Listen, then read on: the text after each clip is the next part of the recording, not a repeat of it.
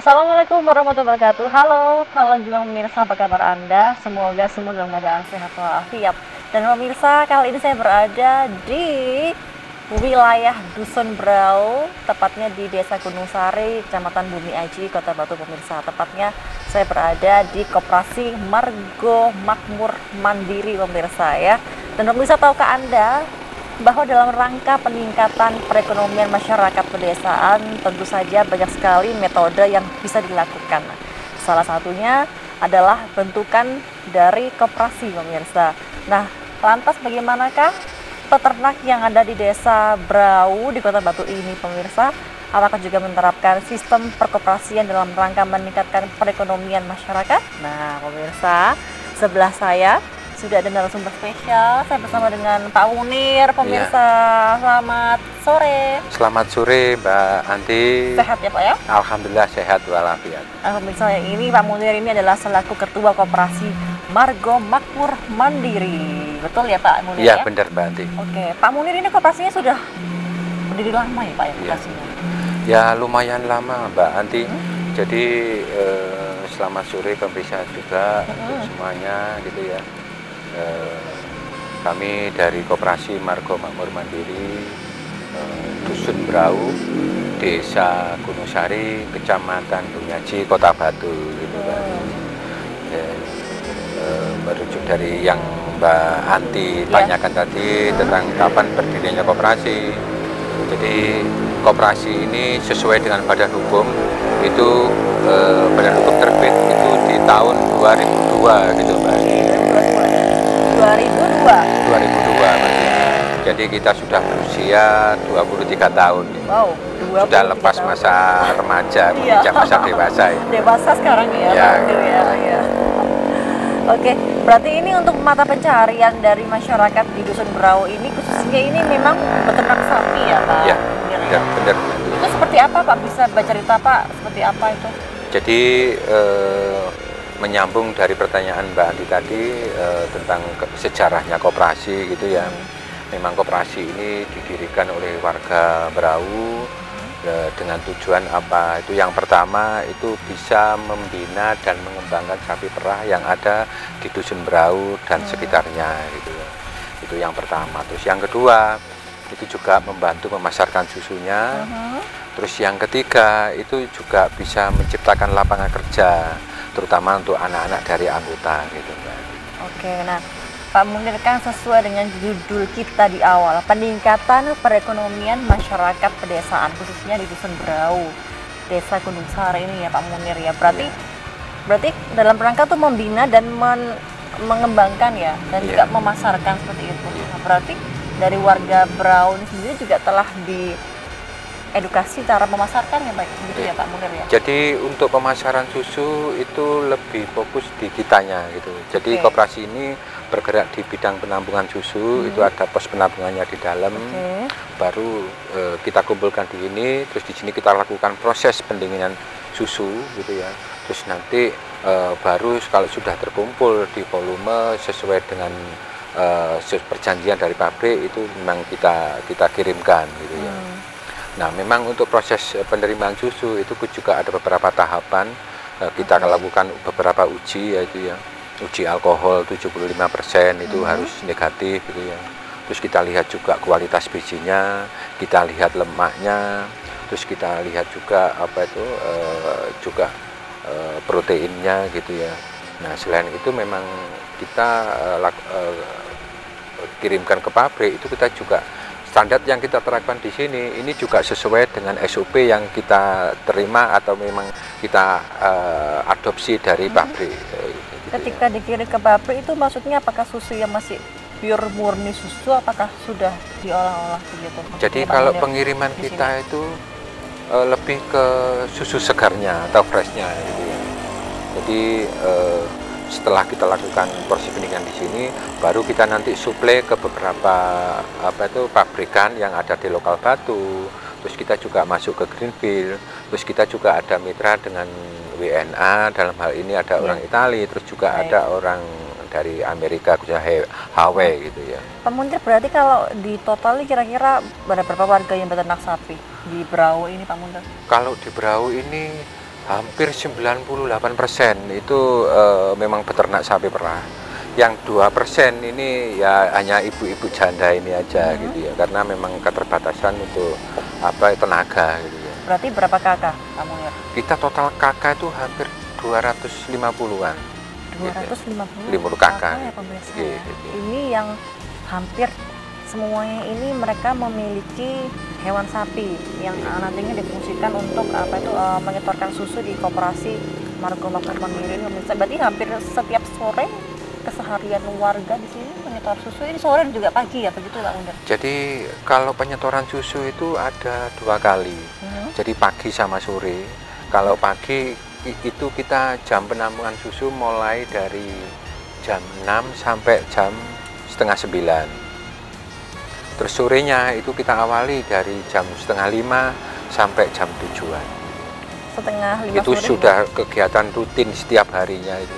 Jadi kalau di susu ini tidak ada hari libur, tidak ada weekend ini ya. Meskipun tanggal merah tetap mereka menyetorkan tetap susu di koperasi Margo Makmur ini ya Pak Munir. Ya. Pak Munir, berarti sejak tahun 2002 koperasi Margo Makmur ini berdiri. Apakah juga sebelumnya sepesat ini Pak awal mulanya atau gimana? Jadi kalau dari awal mula itu kita ya produksi susu cuma lebih sekitar 200 liter gitu ya Mbak Anti. Tapi alhamdulillah awal mula berdiri, terus akhirnya bisa berjalan dan berkembang sampai sekarang dengan total produksi kurang lebih sekitar 6.000 liter per hari.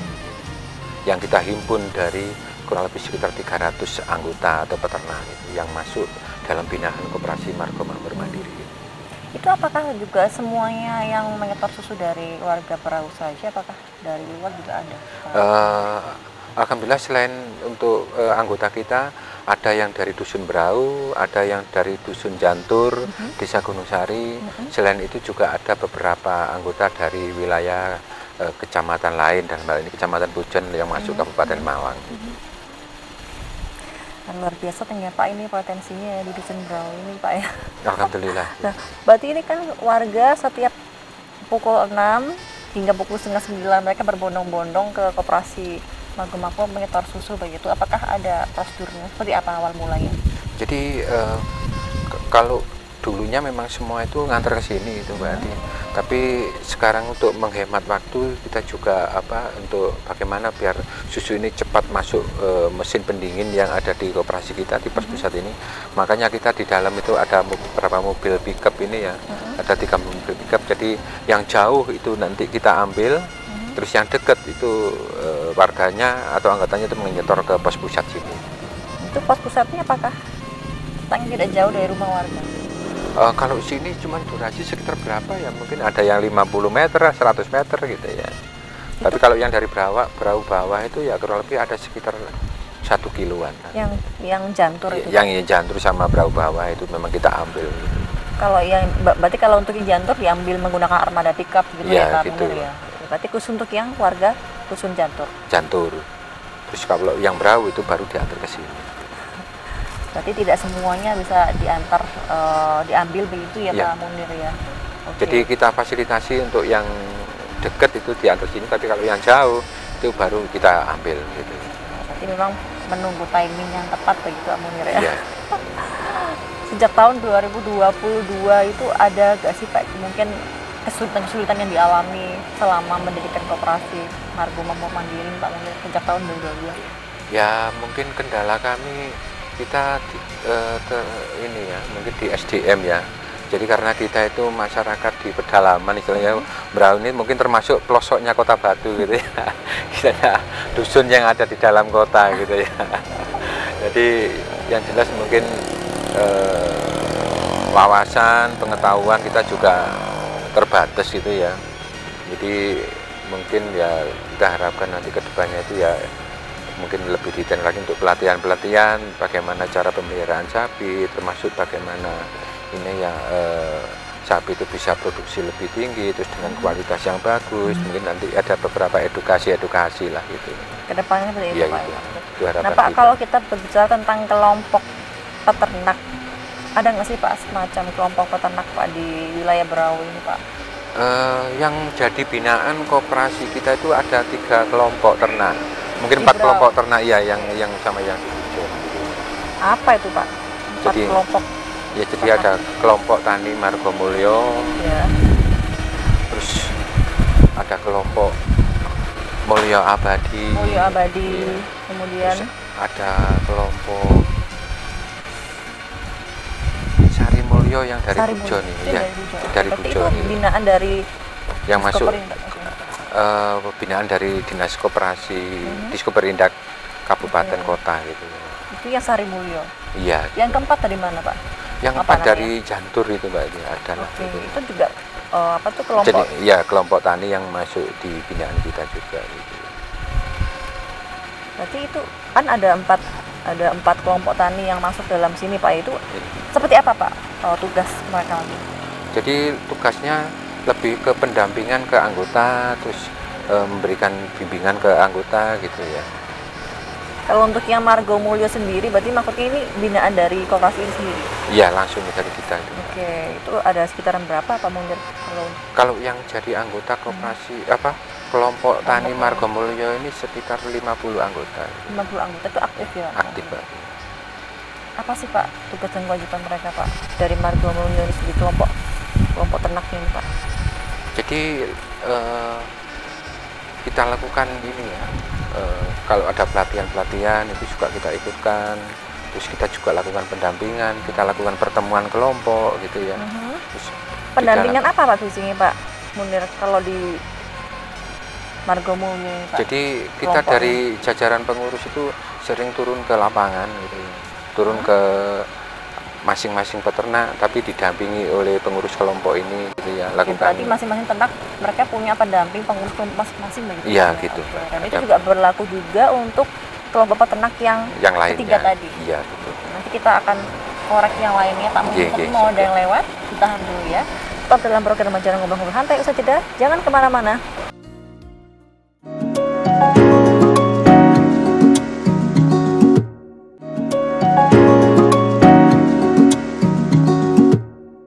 Baik, terima kasih Anda masih bersama kami dalam program Ngobras, Ngobrol Santai pemirsa, masih di segmen yang kedua tentang peningkatan perekonomian masyarakat pedesaan ya.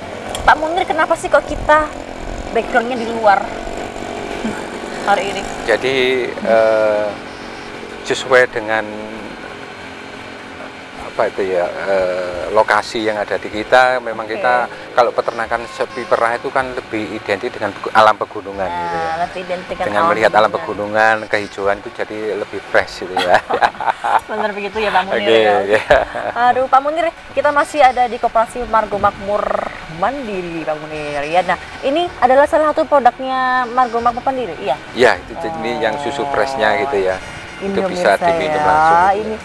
susunya masih fresh, masih hangat nih Pak Munir. Iya. Oke, ini yang Kita ada jargon untuk peternakan sapi perah ini Mbak Anti. Gimana Pak Munir? Jadi Angkat jargon susunya, kita angkat susunya, kita minum susunya dengan semangat, susumu semangatku. Waduh, boleh pemirsa ya, susumu semangatku sampai diminum. Ini masih asli murni ya Pak Munir. Iya ya, Mbak ini Anti. ya. Susumu Jadi semangatku. Gimana? Jadi memang ini kan kita flashback ke belakang tentang bagaimana Dusun Berau sebelum ada peternakan sapi perah Iya, dan gimana? setelah masa berjalan ini gitu ya. Jadi warga Berau itu dulu itu kan sebelum ada sapi perah itu kebanyakan itu kan buruh tani kan. Oke. Jadi buruh tani itu bisa ke wilayah barat sana ke Pujon, bisa di wilayah timur di daerah perkotaan Batu. Nah, namanya buruh tani itu kan sifatnya tidak menentu. Betul. Jadi manakala ada yang membutuhkan, baru kita bisa bekerja gitu ya. Tapi setelah dengan pemelihara sapi perah ini, akhirnya masyarakat itu bisa merasakan betul itu hasilnya. Karena apa? Dengan beternak sapi perah itu kan banyak hal yang bisa kita dapatkan, hasil yang kita terima. Itu yang pertama. Itu kan dapat hasil susunya. Karena apa, sapi perah ini setiap hari kan menghasilkan susu. Produksi susu ya. Produksi susunya itu setiap hari pagi dan sore. Itu yang pertama. Terus yang kedua, itu akan ada anakannya, ada pedetannya. Betul. Jadi sapi perah ini kan bisa produksi susu manakala sudah habis melahiran gitu ya. habis melahirkan baru kita bisa ada produksi susunya. Nah makanya terus susunya ini selain untuk membesarkan pedetnya juga untuk membiayai sapinya, termasuk untuk membiayai orangnya yang pelihara ini. Itu yang dari hasil ada susunya. Terus yang ketiga itu kita juga ada pemanfaatan limbahnya. Jadi limbah kotor bisa dimanfaatkan Pak Munir. Iya. Jadi di kita itu ada beberapa titik reaktor biogas. Jadi kurang lebih sekitar 45 titik reaktor biogas. Ini sebagai kreasi atau upaya dari kita bagaimana dari kotoran sapi ini bisa dimanfaatkan. Jadi dari biogas ini selain untuk menggantikan ketergantungan sama gas alam, itu juga ada dimanfaatkan lagi, ada yang dipakai untuk pupuk, baik pupuk padat maupun pupuk cair itu ya. Makanya kayak kemarin itu kalau ada kelangkaan LPG atau gas-gas itu, ya insya Allah di kita ndak ya, kita ya aman-aman aja. Karena sudah karena memang kebutuhan dapur ini sudah dicukupi dari pemanfaatan dari biogas ini. Dari reaktor biogas ini ya Pak Munir. Ya gitu. Berarti ini bisa dimanfaatkan untuk apa aja nih Pak Munir? Yang untuk biogasnya. Betul. Jadi biogas ini bisa dipakai untuk memasak, terus dipakai ya untuk terutama untuk memasak kebutuhan dapur gitu ya. Jadi insya Allah kita enggak mungkin untuk kebutuhan gas alam ini enggak terlalu karena sudah dicukupi dengan pemanfaatan dari kotoran sapi ini gitu. Makanya terus yang biasanya ada operasional atau mungkin ada pembiayaan untuk beli gas alam, akhirnya ini kan bisa ditabung. Bisa disisihkan gitu akhirnya untuk menambah pemasukan atau pendapatan dari si peternaknya tadi gitu. Berarti sesuai dengan nama koperasinya ya, Margo Makmur Mandiri, memang benar-benar mandiri ya ini Dusun Berau ini. Ya kita berusaha mandiri tapi support dari pemerintahan ini juga besar gitu ya. Kita banyak diikutkan pelatihan, terus diikutkan dengan seminar-seminar gitu, terutama bagaimana pemeliharaan sapi, termasuk juga bagaimana pengolahan dari susunya ini. Gitu. Untuk pelatihan sendiri ini yang pelatihan semacam apa saja ini Pak Munir di Dusun Berau ini? Jadi pelatihan yang sering kita ikuti termasuk dari peternak yang ikut di sana itu kan ya bagaimana manajemen pemeliharaan sapi, terus bagaimana manajemen keuangannya gitu ya, terus juga bagaimana pemeliharaan sapi yang ya bagaimana juga kan kita juga harus pemeliharaan sapi sebelum kita itu mungkin dilahirkan di era zaman dulu, tapi kan ya perkembangan teknologi ini kan juga perlu gitu ya. Kita pengen itu nanti sekalipun kita peternak tapi mungkin ada peternakan modern dan nanti dari peternakan ini ada sentuhan teknologi gitu ya. Itu yang kita harapkan gitu ya. Tapi apakah sedang menuju ke sana? Jadi harapan kita sudah mengarah ke sana, mungkin pelan-pelan lah, step by step itu ya. Karena di beberapa peternak kita sudah ada yang menggunakan mesin perah gitu ya. Itu yang pertama. Terus di kita juga ada mungkin olahan keju itu yang ada di atas sana gitu. Masih di wilayah Berau. Masih di wilayah Berau gitu ya. Atas sana itu awan. Bukan ya. Oke, nah Pak Munir, berarti kan ini kan selama ini berarti sudah mendapatkan pelatihan dari dinas apa? Yang sering kita ikuti itu dari Diskuperindah Kota Batu, terus dari Dinas Pertanian gitu, peternakan gitu. Pemerintah. Nah ini kan berarti kan juga sudah pernah diajarkan bagaimana cara pemeliharaan sapi begitu, pemeliharaan sapi yang benar begitu. Iya benar. Maksudnya ini mulai dari apa, perawatannya, kebersihannya, atau yang seperti apa Pak kalau di sini? Jadi ya komplek ya, dalam arti cara merawat sapi itu bagaimana, terus higienitas kandang, terus higienitas dari sarana untuk peralatan sapinya, bahkan ya termasuk ada ini ya pembersihan kayak alat susu yang dipakai gitu ya. Gitu. Untuk manajemen keuangan, maksudnya untuk manajemen keuangan yang di koperasi atau masing-masing di warga ketika mereka menyetor susu atau bagaimana? Jadi pelatihannya ada dua ini, jadi manajemen koperasi juga ada, yang manajemen rumah tangga ini juga ada gitu ya. Karena apa, kalau dari sapi perah ini kan kita sistem pembayaran ke anggota itu 1 bulan 3 kali. Sebulan 3 kali ya? Iya, jadi insya Allah kalau di sapi perah ini tidak ada tanggal tua Mas. Gajian terus. Karena gajian terus, karena 1 bulan ini 3 kali gajian gitu. Kalau sebulan 3 kali berarti diambil untuk awal, tengah, dan juga akhir bulan mungkin begitu ya Pak, pembagiannya. Jadi kalau di kami itu pembayaran itu ekor 2. Jadi ekor 2, jadi per periode tanggal 1 sampai 10, terus periode tanggal 11 sampai 20, terus periode tanggal 21 sampai tanggal 30 apa 31 gitu ya. Sistemnya jadi lebih jelas misalkan seperti ini ya. Oke. Pak Munir, berarti kalau misalnya tadi kan ada beberapa dinas yang melakukan pelatihan seperti itu, seperti Diskoperinda, kemudian Dinas Koperasi dan Pertanian dan Peternakan begitu ya. Kalau untuk peternakan apakah mereka jenis pelatihannya hampir sama seperti Dinas Koperinda atau ada perbedaannya seperti apa? Kalau Dinas Pertanian Peternakan itu lebih ke ini ya, lebih ke teknik pemeliharaan sapi lah. Tapi kalau yang Dinas Koperinda ini ya lebih lengkap gitu. Kadang kolaborasi lah antara Dinas Pertanian Peternakan sama Dinas Koperasi. Berarti itu ditujukan untuk para kelompok peternak sapi. Kelompok peternak dan anggotanya gitu. Baik.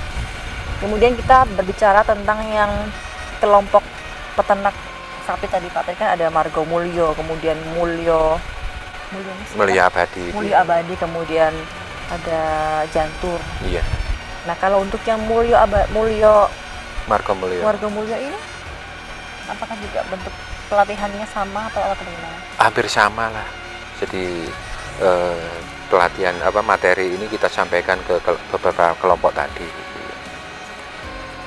Baik, untuk peternak kelompok ini juga memiliki koperasi sendiri Pak untuk pengembangan usahanya? Koperasinya di kita ini, di Koperasi Margo Makmur Mandiri. Margo Makmur Mandiri. Iya. Apa sih Pak keuntungannya di Margo Makmur Mandiri ini Pak, jika bergabung di sini Pak? Jadi kita ada misi sosialnya juga ya. Kita misi sosial kita bisa membantu warga di Dusun Brau atau sekitarnya, terus bagaimana bisa mengangkat kesejahteraan warga yang ada di kita, terus bagaimana memang mungkin salah satu topik mungkin tema untuk ekonomi kerakyatan dalam rangka untuk mengentaskan kemiskinan ini, mungkin salah satu caranya ya ini dengan pemberdayaan sapi perah ini gitu ya. Karena apa? Memang dari sapi perah ini kan kita sudah mendapatkan hasil yang pasti. Jadi kita bisa hitung dalam 1 hari itu kita bisa mendapatkan uang berapa. Karena apa? Rata-rata sapi perah katakanlah 1 ekor itu bisa produksi susu 15 liter. Berarti 10 hari ini sudah 150 liter. Dalam 1 bulan ini berarti produksi susu 450 liter. Harga susu sesuai dengan kualitas yang bagus, ini harganya masih 7.000 lebih. Katakanlah harga 7.300. Jadi dalam 1 hari ini 1 ekor sapi ini kan sudah bisa menghasilkan 100.000 lebih Pak. 10 hari ini sudah 1 juta lebih. Ngalihkan dalam 30 hari ini kan sudah 3 juta lebih. Nah terus salah satu terus kenapa kayak peternakan sapi perah itu di sini tuh bisa berjalan dan berkembang? Mungkin salah satu kiat sukses untuk peternak sapi perah di kita ini kan warga ini kan sudah mandiri di kebutuhan pakan, terutama untuk rumput gajah. Jadi rumput gajah itu kita tuh tidak beli, Pak. Karena apa? Warga nanam sendiri baik di lahan sawah atau di ladang, juga kita disupport oleh perhutani. Kita diberi kebebasan untuk sama perhutani untuk bisa nanam rumput gajah di area perhutani dengan perimbangan kita memelihara tanaman lindung milik perhutani. Dan alhamdulillah kerjasama kita sama perhutani juga bagus. Terus itu yang pertama, jadi di kita tuh rumput tidak beli, terus tenaga gitu kita juga tidak beli. Karena apa? Yang bekerja di kandang ini mulai dari bapaknya, ibunya, anaknya. Jadi untuk peternakan sapi perah di sini itu kayak home industri untuk keluarga gitu, Mbak. Nah ini salah satu kiat sukses untuk peternak sapi perah. Nah terus untuk teknik Oh gitu berbicara ya. tentang rumput masih belum selesai Kak Munir. Oh nggih. Mau ada yang lewat ya. Oh iya, terima Tetap kasih dalam Lati. program Bicara Ngobrol-Ngobrol Santai. Usai jeda, jangan kemana-mana.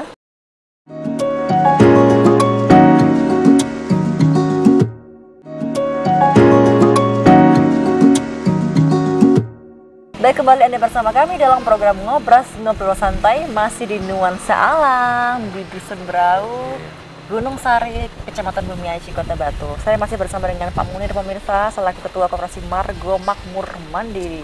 Saya, oke, Pak Munir, berarti keuntungan di sini rumput nggak beli ya Pak Munir? Kalau warga yang kita rumput tidak ada yang beli, gitu ya. Karena apa? Jadi warga ini kan nanam sendiri, baik di lahan sawah, ladang, di area perhutani.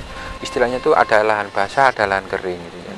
Memang ini harus apa ya? Harus dijalankan keduanya. Jadi kenapa kok ada lahan basah, lahan kering?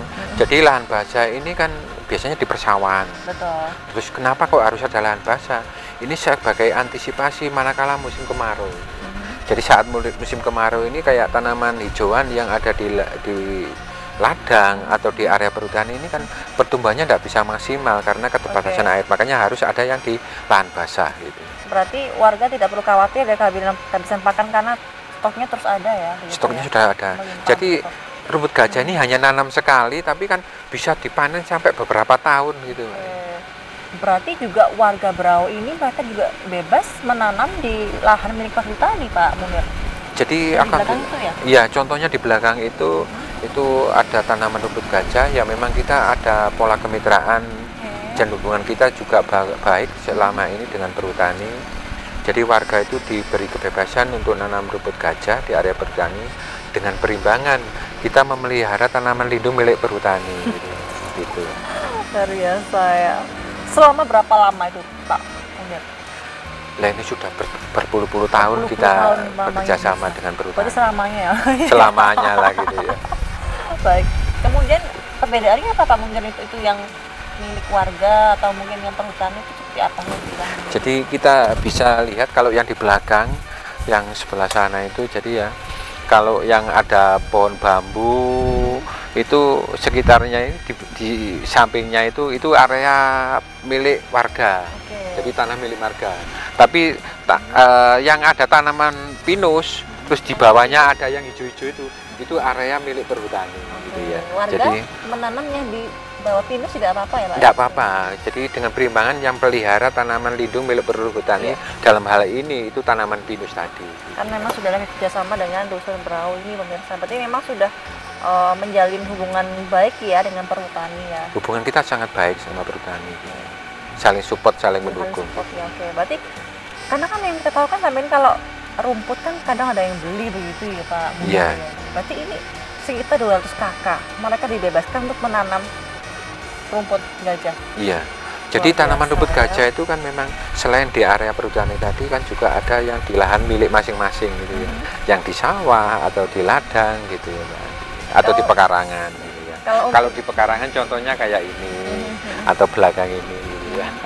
Kalau untuk yang di ladang apakah itu cukup untuk pakan ternak mereka? Kurang Pak ya?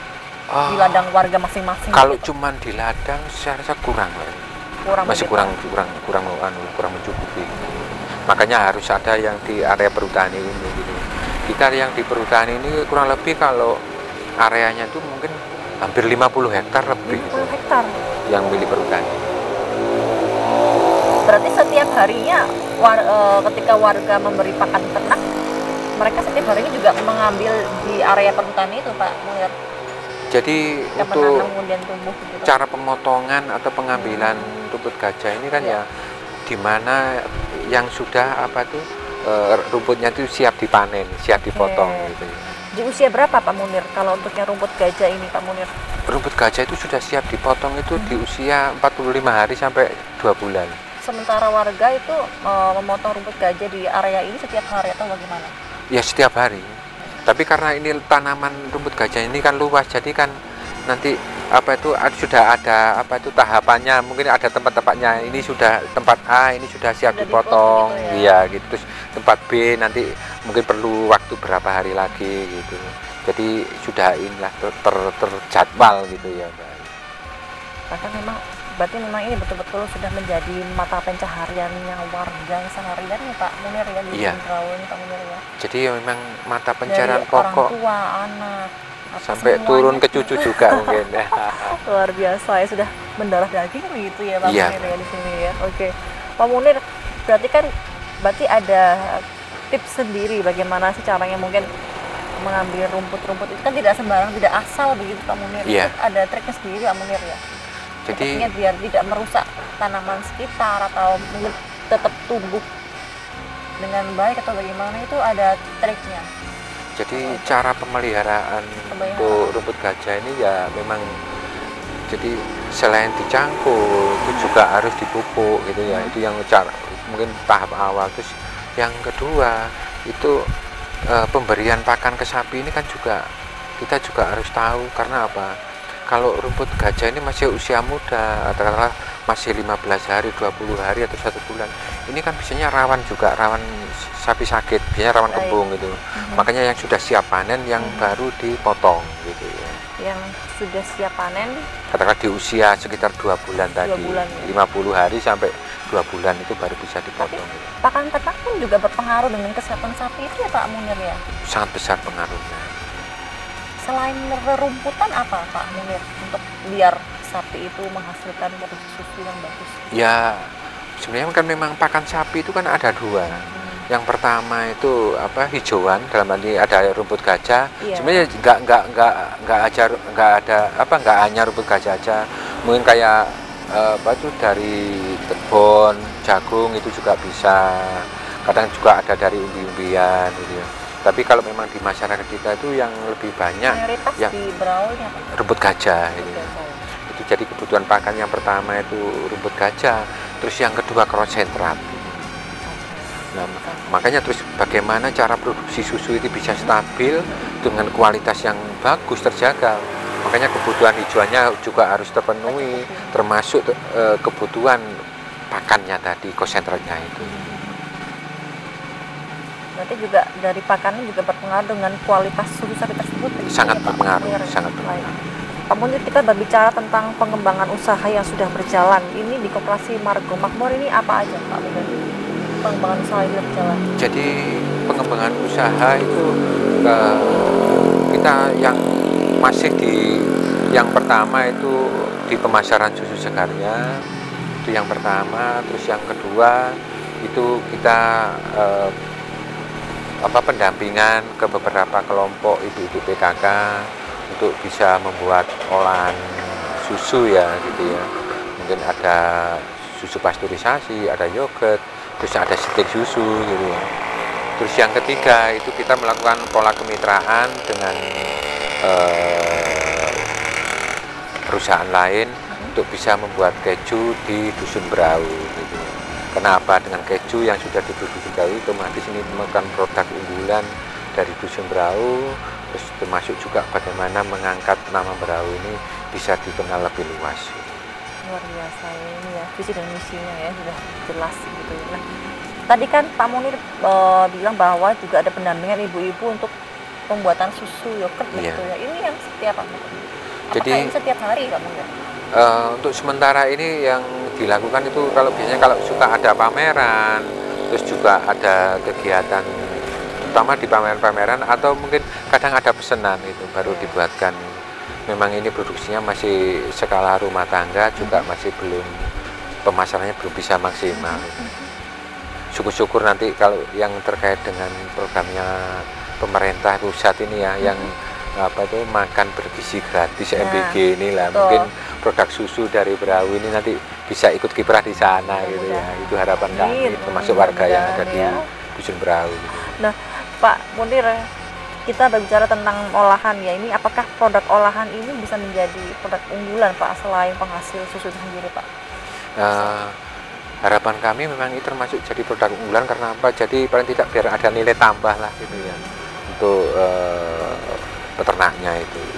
Selain juga untuk koperasi. Keunggulannya apa sih Pak? Nilai plusnya apa sih Pak? Jadi ciri khas dari Brau ini apa? Kalau ciri khas di Brau ini kan sebenarnya yang dikenal oleh masyarakat luas itu kan Brau ini termasuk sentra peternakan sapi perah Kota Batu. Terus yang kedua, harapan kami yang khususnya kejunya ini nanti biar dari Berau menuju Indonesia atau internasional gitu ya. Amin. Mudah-mudahan ya. Amin. Nah, ini berarti yang sudah dikenal oleh go internasional yang mozzarella. Mozzarella. Ya. Mozzarella. Tadi nggak bawa testernya ya ini ya. Ya sudah, kita minum susu dulu Pak Munir ini ya. Susumu semangat tuh. Susumu semangat tuh. Mau ada yang lewat Pak Munir, tetap dalam program Majulah Ngobrol Santai, kita jeda, jangan kemana-mana.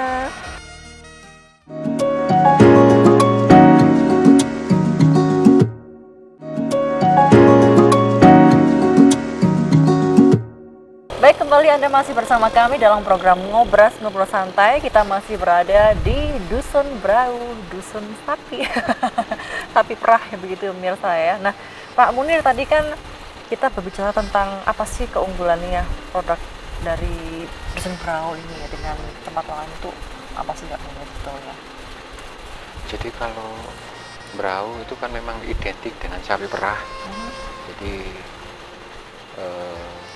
yang dikenal masyarakat luas itu memang pusatnya sapi perah itu kampung sapi perah itu memang Brau. Karena apa, memang bahkan di Brau ini sendiri jumlah penduduk sama sapinya itu banyak sapinya kan. Kok bisa begitu Pak Munir? Jadi total betul Pak Munir? Betul. Jadi total populasi itu kurang lebih sekitar 1.500. Jumlah penduduknya itu sekitar 500-an. Luar biasa. Lebih banyak sapi ya, pemirsa ya. Luar biasa ya. Ini unik ya. Baik. Makanya kalau di sini kan memang semangat dari warga untuk menjalani bidang usaha peternakan sapi perah, dalam memelihara sapi perah ini kan memang luar biasa. Punya sapi satu itu memang pengen dua pengen tiga. Karena apa? Dengan beternak sapi perah ini kan hasilnya itu pasti. Jadi seperti yang kami sampaikan tadi, hasil yang pasti. Karena apa ya, dari hasil susunya, terus dari anakannya, dari pemanfaatan limbahnya gitu kan. Berarti istilahnya kalau di sapi itu rojokoyo gitu. Nah, rojokoyo ya, betul. Tadi saya mau ngomong gitu. Nah, Pak Munir berarti kan total populasinya dari sapi kan 1.500 warga. Sementara warga Dusun Brau ini sekitar 500. Nah, berarti kalau dihitung-hitung lagi per kakak ada berapa sapi Pak? Kira-kira kita minimal per kakak itu masih ada sekitar 5-6 ekor. 5 hingga 6 ekor sapi, luar biasa. Sementara per sapi itu bisa memproduksi 515 liter. 15 liter. Ya. Itu yang pastinya ya Pak Munir ya? Iya. Bahkan total produksi sekitar sekarang itu 6.000 liter. 6.000 liter? 6.000 liter. Luar biasa ya. Baik, Pak Munir, berarti kita berbicara tentang produk unggulan Pak. Kalau di Brau sendiri untuk produk unggulan yang telah diolah menjadi selain yogurt ini apa produk unggulannya Pak? Jadi untuk produk unggulan yang di kita ini keju mozzarella gitu. Apa Pak nama kejunya? Judulnya apa? Nama kejunya itu brandnya itu Cisu. Ya, Cisu. Nama siapa itu Pak Munir Pak? Jadi ini ada nama yang unik gitu yang kita ambil gitu ya. Jadi untuk jadikan brand dari keju ini. Awal mulanya gimana Pak? Kok jadi Cisu?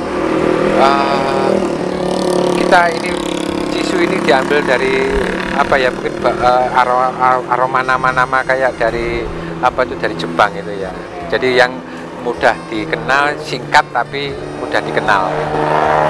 Cisu. Tadi nggak dibawa ya Pak Munir ya ini? Ya sayang produknya belum jadi.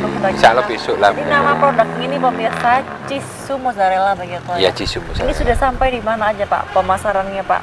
Untuk pola pemasarannya yang seperti apa Pak kalau di Dusun Brau ini sendiri untuk Cisu mozzarella ini? Jadi untuk Cisu ini memang kita ada pemasaran itu ada di wilayah Jawa dan Bali, terutama di hotel-hotel, di resto gitu ya, di kebanyakan. Terus yang di frozen food ini juga masuk. Kalau frozen food ini biasanya untuk keperluan apa? Jadi kalau di kita kan ada yang kayak singkong keju, itu juga ya, bisa dipakai. Bisa dimanfaatkan ini pakai keju mozzarella. Terus roti-roti itu gitu. Oke. Ya. Berarti ini pengiriman sampai Jawa Bali. Jawa Bali. Oke, berarti untuk yang Bali ini untuk resto atau bagaimana Pak? Kebanyakan di resto juga di sana. Memang ada resellernya yang di sana. Pak Munir, sekarang kita berbicara tentang pola pemasaran dari produknya Dusun Brau ini seperti apa? Melalui apa saja Pak Munir? Silakan. Jadi untuk pemasaran yang susu segarnya apa yang kejunya ini? Susu segar dan juga keju. Jadi kalau pola pemasaran memang di kita ini kan di Kota Batu itu kurang lebih ada 5 titik yang kita suplai. Oke, 5 titik ya. Termasuk yang di CB yang Narendra ini yang kerjasama di Brau ini. Oke. Terus kita bermitra juga dengan. Nah selain itu kita juga ada mitra dengan BNA. Dalam hal ini ada orang Itali, terus ada juga orang Amerika khususnya dari HW. Ini yang produksi keju juga. Wow, Tapi kejunya ini yang keju kebanyakan yang ini, yang untuk middle up, yang untuk kalangan menengah ke atas ini. Jadi yang orang Itali ini sama orang HW ini produksi di Bali sana. Kita yang suplai susu segarnya. Kalau cisu sendiri ini kemasannya berapa gram Pak? Untuk cisu ini ada 2 kemasan. Jadi ada kemasan 1/4 sama ada kemasan 1 kilo. Kalau untuk yang yogurt apakah sama yogurt ini? Kalau yogurt kemasan botol begitu ya? Iya kemasan botol. Jadi kemasan botol ini kita bikin itu yang kemasan 250 ml. Apakah yogurt yang warna-warni itu bukan? Ya yogurt warna-warni. Ada rasa stroberi, ada coklat, terus ada melon gitu ya. Itu yang tadi binaan yang ibu-ibu PKK Brau gitu ya Pak Munir ya. Berarti sebetulnya ini sudah menghasilkan banyak sekali produk ya Pak Munir ya di Dusun Brau ini ya Pak Munir. Setelah ini apakah rencananya nanti akan memproduksi olahan lain Pak Munir rencananya setelah cisu ini apalagi? Ya harapan kita nanti mungkin kayak yang produk dari yang kayak yogurt, mungkin pasteurisasi ini mungkin bisa lebih ditingkatkan lagi pemasarannya gitu ya. Biar produksinya juga bisa lebih maksimal gitu ya. Dan serapan untuk apa ya, untuk yang produk turunan ini bisa lebih banyak lagi. Iya, mudah. Nah, Pak Munir, sekarang kita bicara tentang mayoritas ini Pak. Nah, jika kita bicara tentang mayoritas penghasilan warga ini kan mereka adalah susu begitu dan juga olahan susu begitu kan Pak Munir. Nah, apakah ini memang bisa berpotensi Pak menjadi destinasi wisata seperti itu? Jadi